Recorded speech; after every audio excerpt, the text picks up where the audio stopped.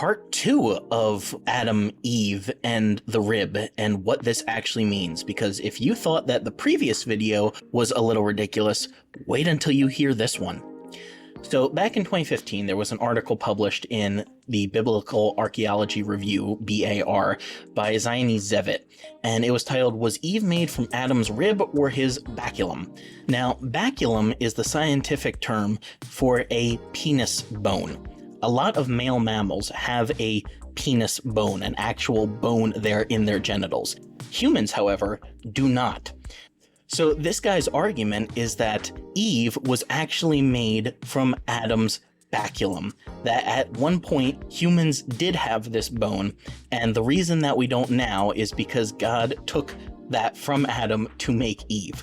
Now, this argument, aside from just being kind of ridiculous on its own, has the exact same problems that the last video's arguments have. Number one, just because something happened to a guy thousands of years ago does not mean that is true for all people after that. Second, like we talked about previously, the word tselah does not mean bone. Just like it doesn't mean rib, it also doesn't mean any other kind of bone in a person's body. It refers to a side of something. So this is an argument that just doesn't really hold a lot of weight and most people don't take seriously. I would recommend that you don't either. So what should we say in place of this? Well, again, just about literally anything else. It's better to say that God split the first human in two and from that created two separate humans. And if you want to learn more about why that could actually be important, listen to our episodes on Genesis 2, where I get into that in more detail. And let me know what ridiculous things you have heard. Have you ever heard this argument before?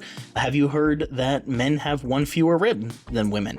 Is there anything else about this passage that you have heard that I have not? I am sure there is a lifetime's worth of these videos that we could make, so let us know in the comments. Have you heard this before? Have you heard anything else about this passage? Or what weird, wacky, ridiculous things have you heard Christians say that we should make a video on in the future?